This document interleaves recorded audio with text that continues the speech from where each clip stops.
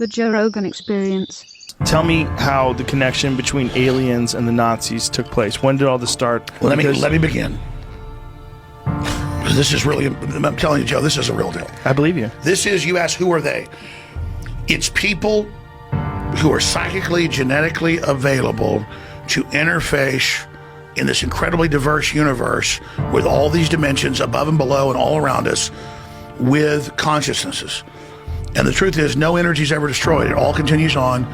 The truth is, our bodies, this is a fact, are a communal hive organism of all of our ancestors and all of their race memories, but not in just some compressed epigenetic system. It's beyond that. It's an electrochemical antenna, they've proven this, that connects to higher and lower dimensions.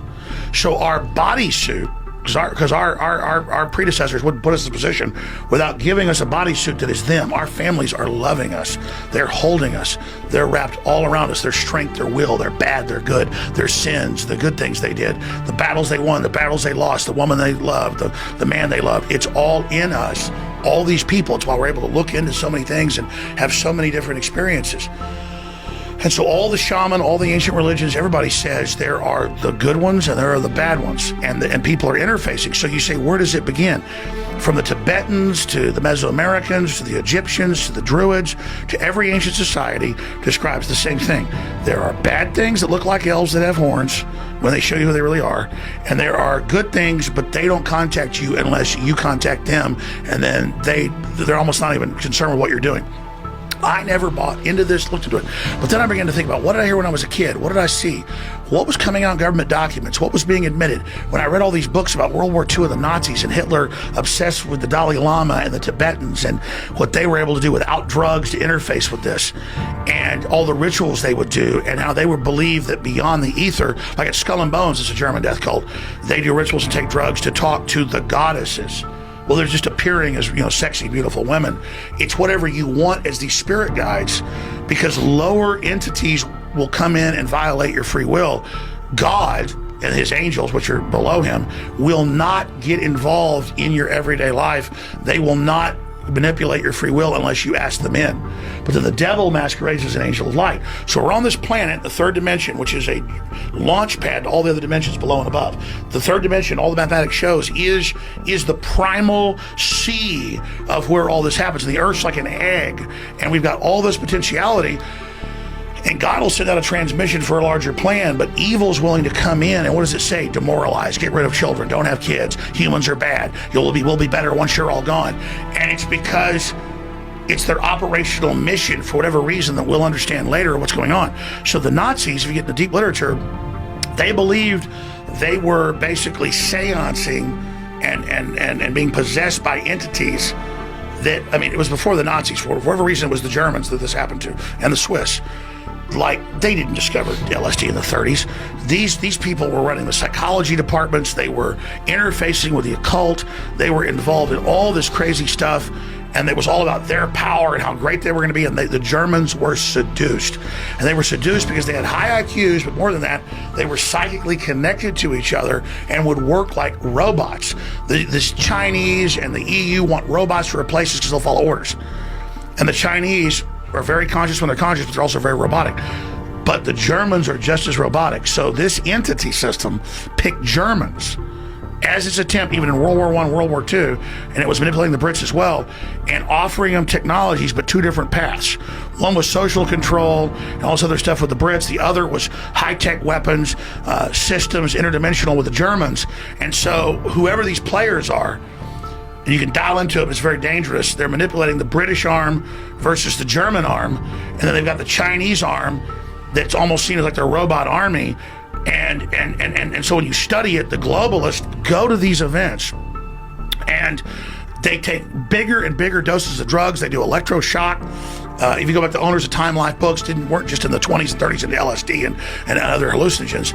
an apothecary. They were getting electroshock. They were having people turn their heart off to like try to communicate with these things to try to be dominant and get that. So you go back thousands of years, Merlin, the archetypal, or these magicians or these wizards are taking drugs in these temples and interfacing with these palantirs, these crystal balls, which aren't really crystal balls. It's their psychic focus of an interdimensional connection while they're on drugs, looking into glass, to then be able to see the future and understand what's happening, to give them temporal power over this planet. But like the Bible tells you, any pharmakia or any of that always leads to destruction, because only evil is going to come through that way. So we're basically have these light sockets. We can't jack into the higher unless it's our free will, and that takes time. We jack in to the evil. So you can jack into evil, you can't jack into good right away. So it's quicker, it's easier, like Yoda says about Darth Vader. Quicker, easier, more seductive. And so then I remember being a kid, and my parents, they don't really get mad about this, it's whatever. They didn't even know what they were hearing at the time. But they had friends that they knew at UT that were involved in research projects. And then they were, and 9 times out of 10, I read about research projects in San Francisco. UT has some, MIT has a lot. And stop me anytime you want. But this was in like the 60s. They had virtual reality gloves where you'd put them on and put goggles on, and you'd go into stuff that looked like the holodeck from Star Trek 20 years before it existed. And they were doing surgeries and all this, and they would do empathy loads where they'd say, we need the public because we're so weak, because the West is so strong. People haven't had trauma, so they sold them low level. Oh, we're going to create trauma. Like when you go to Mars, you're not getting any gravity, so your heart's no good when you get there. Who's organizing all this? Well, they don't tell you. They go, oh, it's a special class you've been about to. So in the 60s, they had gloves. So there's a special class of people that are organizing all this shit for It's the what? highest scores. But is it for what purpose? Well, you don't know. That's what I'm Financial telling you. gain, social No, it's all about status? spiritual. Jack Parsons, was he? Jet Propulsion Laboratory, Aleister Crowley, Devil Worship. Exactly. Aleister Okay, so wait a minute. So you're saying Aleister Jack Crowley over 100 years ago. Listen to this. Goes to How the Great crazy is Pyramid, and the this? aliens give the plan. The founder of JPL, Jack Parsons. Have you heard this before? No, I just can't believe I didn't want to have Alex on the podcast. No, but have you ever heard that Let me before? finish. Have you Let ever me heard finish. that? Just let me say this. No. I'm not trying to take over, but it's 2 years ago. But I'm not bullshitting you. Okay, I'm telling you this stuff. I don't believe in this. Okay, There it is, right there. It was patented in 1957. It's a VR machine.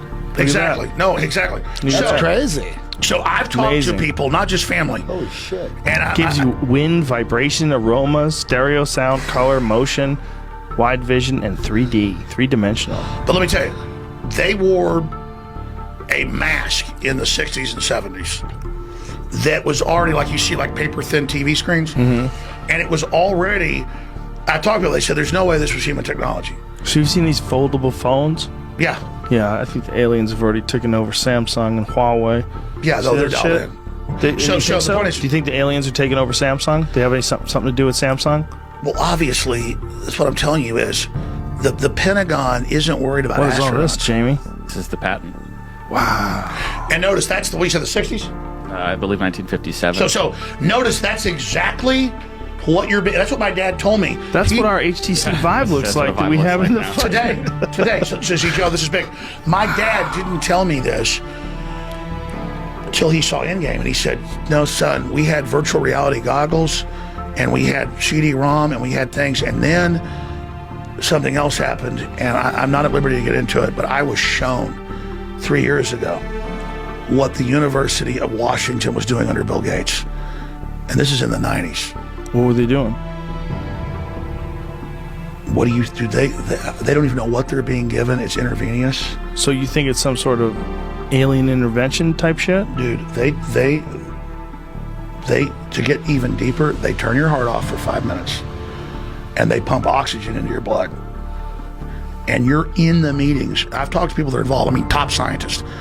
And you're in the meetings with frickin' aliens. Elves is the main group. But they're like, So by shutting your heart off, it makes you have that psychedelic experience. By keeping blood in your oxygen, it keeps you alive? well, let's explain. Okay.